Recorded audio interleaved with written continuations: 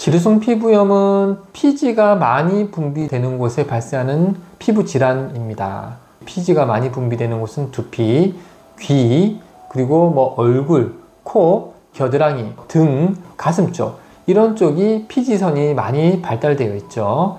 이런 피지선이 많이 발달된 곳에 발생하기 쉬운 질환이라고 보시면 될 것 같습니다.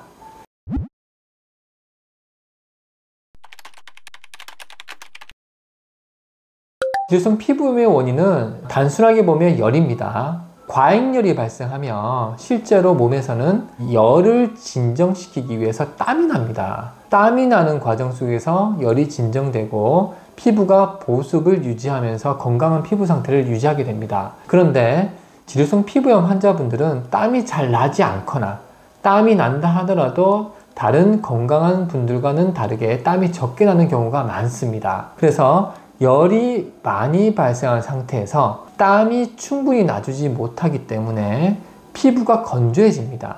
그러면 이 피부가 건조해진 것을 방지하고 예방하기 위해서 피부에서는 땀이 부족한 만큼 피부 보습을 유지하기 위해서 피지를 분비하게 되는 거죠.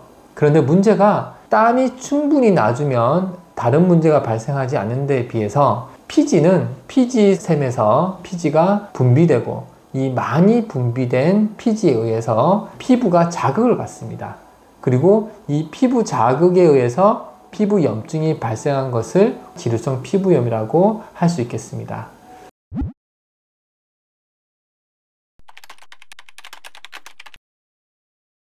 지루성 피부염이 발생하는 환자분들을 보면 관리를 어떻게 해야 될지를 쉽게 알 수 있습니다. 지루성 피부염이 주로 발생하시는 분들의 특징은 어떻다? 첫 번째, 열이 많습니다. 두 번째, 잠을 굉장히 늦게 잡니다.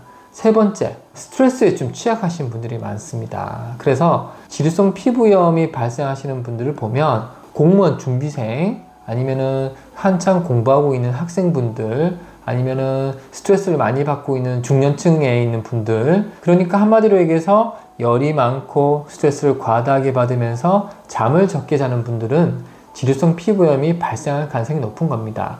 그렇다면 반대로 관리와 치료는 이것을 케어하고 치료하는 것에 이 목표를 두는 것이 맞습니다. 그래서 치료적 관점, 관리적 관점에서는 열이 많은 부분을 진정시켜 주는 것이 중요합니다. 그래서 지루성 피부염의 치료는 첫 번째가 열을 진정시켜 주고요.